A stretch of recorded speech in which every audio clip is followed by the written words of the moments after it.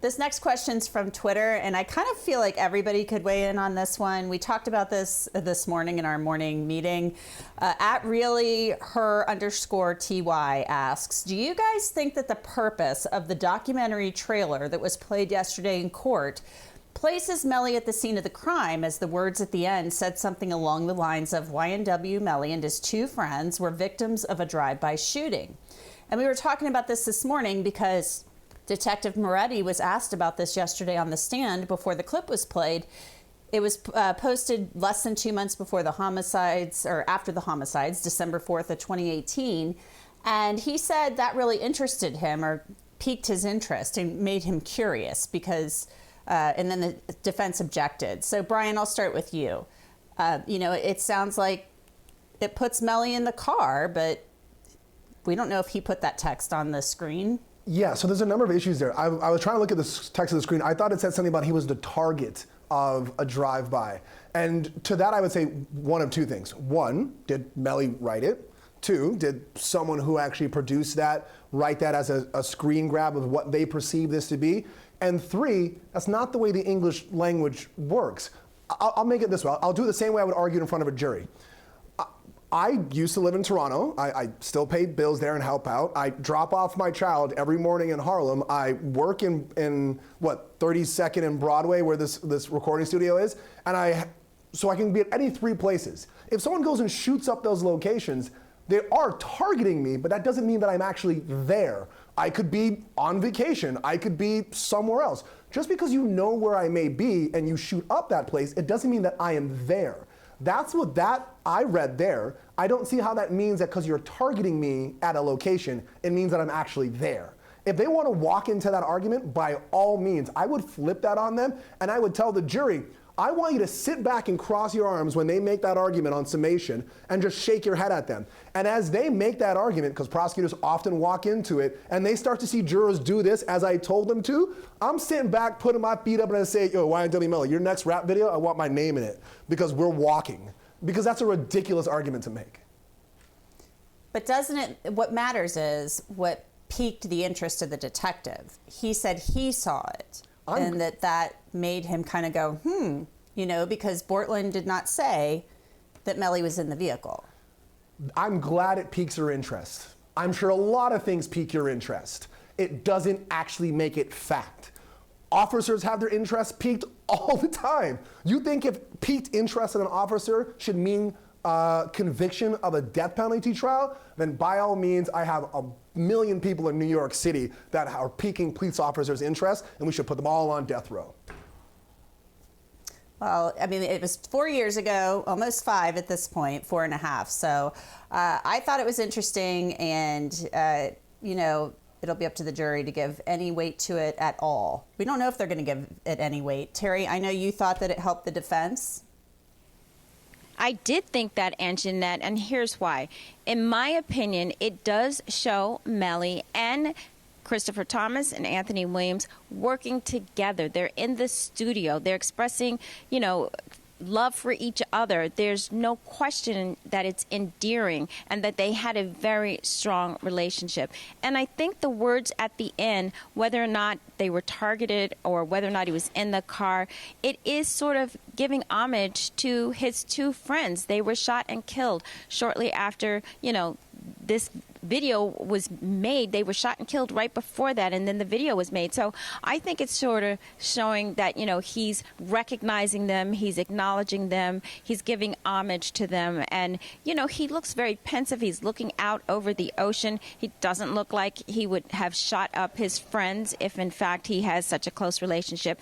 And the other thing I'll say, Anjanette, is I don't think if the defense wanted to get that in, they would have been able to get it in because it's self-serving. And so at least I think that's the argument that would have been made. So I think it actually, all in all, it favored the defense. Anjanette, Can I weigh in on this? Because this is such a hot button Yes, target. of course, Linda. A target on this. Not only with the peaking of the entrance that Brian has said, I think the defense can now argue, you see, even this piques everything piques his interest. Why? Because they targeted him as being the defendant, as the one they're going to go after. They had blinders on. This is what the police were doing. So everything they see says it's Melly, and they didn't really look beyond that because they wanted the high-profile defendant. They wanted Melly. And if that piques their interest and that says, hey, he's guilty, then all their evidence is as suspect as that. Well, that's where they're going with this, Linda. David Howard said in his opening that the investigation was botched and that Moretti saw this as his chance to be a star. You know, he's going to get the celebrity put in prison for this. So that's definitely where they're going. So it'll be interesting to see what else they do with this. What I thought was interesting, too, is that they played a 90-second clip. It's a 20-minute documentary. So obviously they played a condensed, shorter version. Why? I'm not sure. But it was an interesting watch. I watched the whole thing last night. Let's go to our next question. If all the shots were fired after they passed, shouldn't they get life for that regardless? This is from Ryan Mercer from YouTube. Terry. Well, look, the shots that killed the two victims, at least according to the medical examiners who did the autopsies for each of them, were from inside the car. At least that's what they're claiming. And then the prosecution is saying that it was staged, that in fact the car was, shot up by both of the defendants and trying to make it look like it was a drive-by. Now, the death penalty is for crimes that are, heinous and atrocious, and they're asking for the death penalty because they are claiming that it's exactly that. They're claiming that it's gang-related.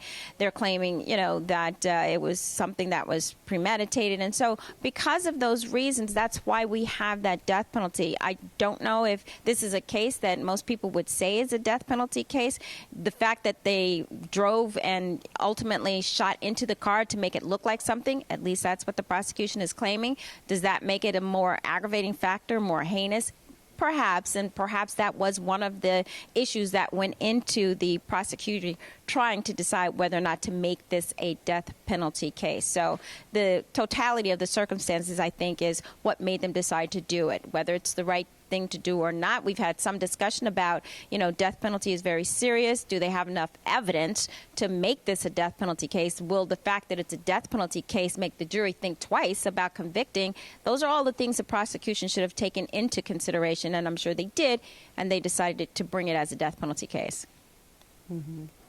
Our next question, Linda, comes from XO_Nikki_from Instagram. When did Melly say he wasn't there or that it was a drive-by? Is this not hearsay? Only Bortland is on record saying it was a drive-by, not Melly. Well, you're absolutely right about that. Melly did not, unlike Bortland, give a statement, and Cortland Henry, give that statement to the police.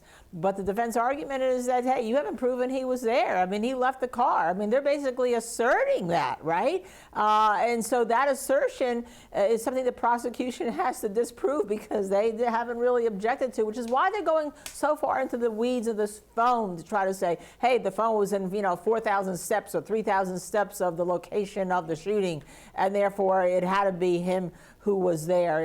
He couldn't have left the car. So that's where it's all coming from. Brian, our next question comes from Twitter. At Amanda ACC asks, why were Melly and Cortland's cases separated? So Amanda and ACC, thank you for that. I believe, and Angela, correct me if I'm wrong, it would be one of two reasons. One, they might have what's called an antagonistic defense. So one might be pointing the finger at the other, or evidence might prejudice one over the other. So they would separate the case. The other, which makes sense, is that there are different punishments. For YNW Melly, you would have to find a death penalty qualified jury, while for his co-defendant Henry, they would not. So in seeking the different qualifications for jurors, I think it's probably more the second than the first. That's why the jurors would be separated, or the cases, would be separated. Right. If you have a case with multiple defendants and both are facing the death penalty, do they still have to be separate trials because you can't try two people together in a death penalty case. So that is more than likely why the cases were severed. Our next question, Terry, and I hate to put you on the spot with this, but it's an interesting question, and I'm assuming the answer is no.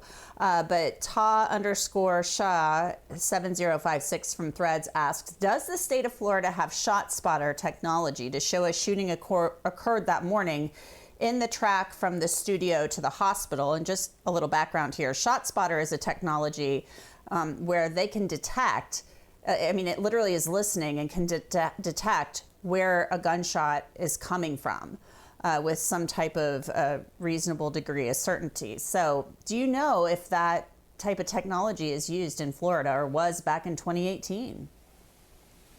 I don't know if it was used in Florida back in 2018. I do know that the prosecution did have a witness who talked about spatter early on, and that there was some of that, I believe, on the shirt of Bortland, if I'm not mistaken.